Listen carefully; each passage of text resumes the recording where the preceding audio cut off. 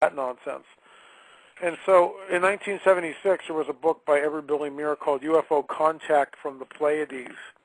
And I was very interested in this, believed in the Space Brother thing. You would basically call me a New Ager or a spiritualist at that point, and certainly believe in the exopolitic position that is held by many today, that these extraterrestrial beings are benevolent and they're here to usher us into some sort of a cosmic paradigm. So that was before. And then anyway, so now getting back to the story, I was presented with this question and didn't have any answer to that. Went down to the bookstore and found this book by Dr. I.D.E. Thomas called The Omega Conspiracy, which served really as a primer to the entire Nephilim scenario, both in antiquity and, of course, the return of a Nephilim, what we're seeing happen in today's world. Even as I speak, things are progressing, specifically the breeding program, but I'm way out in front of us now. So this led to research, and Dr. Thomas's work had a lot of other references, specifically the Book of Enoch, G.W. Pember's Earth's Earliest Ages, or G.H. Pember's Earth's Earliest Ages, and really a host of other books. He quotes from Bullinger in several places, and the Book of Enoch certainly, and G.H. Pember really opened the doors to the days of the Nephilim, and all of a sudden pieces of the puzzle that I had wondered about and been perplexed about really for decades began to fall into place. And this served, like I said before, the Omega Conspiracy served as a primer to the whole UFO/Nephilim phenomena. And I thought that, instead of writing a treatise, wouldn't it be great to work out a novel? And I actually had the idea before the X-Files, if you can believe that. And when the X-Files came out, I just went, oh my gosh, there's sort of like my idea. I mean, at least someone was exploring it. Anyway, Zondervan picked up the first book, and it became a CBA bestseller. The second book also became a CBA bestseller. And the third book, unfortunately, they switched head acquisitions editors, and politics being what they are, there was no favor there. But the books are still ordered by us. We have, although we're out of them right now, they continue to thrill readers, and we're about to do a reprint on the entire series. So it'll be available on my website in the not-too-distant future, hopefully. Give our listeners the website for those that don't have it. It is www.lamarzulli.net, lamarzulli.net, LAMARZULLI.net, lamarzulli.net. Yeah. See, now, I personally, I've read your books twice. I actually bought the series twice. I let people borrow the first one, and they never gave them back. I ended up going to buy them again. Now, what kind of feedback have you received from the Christian community on your books? Well, the Christian community is sort of has cold feet with most of this stuff. They won't even look into it. So the people that, in other words, let me put it this way: I've never yet been invited to a church to speak. And yet I just came back from Cheyenne, a wonderful prophecy conference that we had there. I spoke Friday night and all day Saturday, and I never got to the second presentation. It was sort of an in-depth interview of what politics, prophecy, and the supernatural is about, which is really all the material from the Nephilim trilogy set in a treatise, non-fictional form. The churches look at this, and unfortunately, they won't deal with the phenomena. They won't even discuss it, and many. In fact, I had some emails tonight, believe it or not, and I'm not making this up. One gentleman was talking about that he tries to bring this up to warn people, and he gets the look, the eyeball roll, or the word heresy is being used, and what people don't understand, it's like, I'm standing on the shoulders of such people like G.H. Pember, who was so far ahead of his time, it's unbelievable.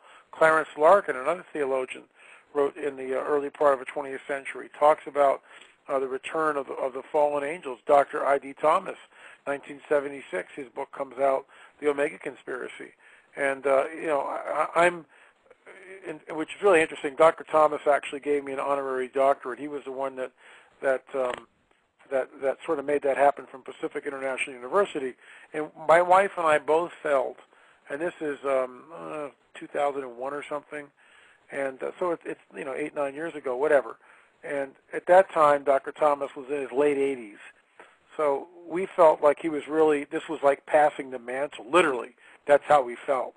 And it was a very, very unique, very intense day in my life to have this wonderful author and certainly godly man honor me with his peers at his university that he worked for, and with an honorary doctorate, which is just phenomenal. And I display it proudly, and I don't run around asking to be called Dr. LA Marzulli, but it does come in handy from time to time, and it's something that I value, and it's sort of it's a credential there that opens doors, but it also puts me on par. I mean, I got it for something, and at that time, all 3 books of a Nephilim trilogy had been written. And of course, since then, Politics, Prophecy, and the Supernatural, and the Alien Interviews, and I'm working on a book now on 2012, which I find should be pretty fascinating when that comes out in about 6-8 months. Okay. That's interesting that you talk about that 2012, Dr. Marzulli. What's your feelings about 2012? Do you, me and Minister Fortson always thought that it would be something ranked of the year of disclosure, or the government would come and say that there are, in fact, UFOs or something like that. What's your thoughts on 2012? Well, I'll tell you, you're going to have to wait until I'm really done my research. I'm still, the subtitle is 2012, a self-fulfilling stage prophetic event. And I'm still not sure exactly what I'm looking at. I will say this. Nostradamus, Hopi Indians, Edgar Casey, and other so-called psychics and seers are getting their information by ill-gotten means. So it can't be trusted. It's spurious at best. It's false. It can't be trusted. And we see this in all these seers, in my opinion. 2012 is an anomaly because we know that the Mayan calendar started about 5,200 years ago. And if that's the case, this is, in my opinion, probably after the flood, directly after that. So what is the source of the calendar? And that's the conundrum. What is the source of the calendar? And, of course, there's 2 schools of thought, typical. One is that perhaps Noah, or even one of the sons of Noah, with the help of the good angels, gave this calendar. The other possibility is exactly the opposite of that this was Watcher or Nephilim technology given to these people. I'm still investigating, and it's again, you're going back 5,200 years. The trail is so cold, and different people view the information in different ways. So it's like the Great Pyramid. Who built the Great Pyramid? Zali Hawass, the Grand Poobah of the Giza Plateau, would say that the Egyptians built it, but many, many, many people don't believe in that. The technology is so far superior to anything, we would have trouble building a monument like that. And these are the idea of a sand ramp that was 2 miles long, and elephants and all this stuff. I mean, the limestone casings when they were there, and there's a few of them left, the joints are so precise that you can barely you can't fit a credit card. I think it's more like a piece of paper. That's how fine these joints are. And the mathematical, the way the pyramid is laid out, all that to say, it's like, is it the Pillar of Enoch that we're talked about in Scripture? Don't know.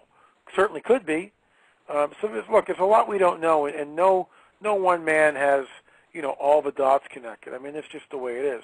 We see through a glass darkly. We're told that, and it's for a reason. It's not just a poetic little metaphor. We do see through a glass darkly. We're not sure what we're looking at. Did the Sephites and the godly angels construct this thing? Did the Nephilim construct this thing? And we've got 2 schools of thought on that. So when you look at Quetzalcoatl, the plumed serpent god, and Kukulkan, are they really the same person, or are they 2 different entities? One nefarious and the other benevolent. I don't know.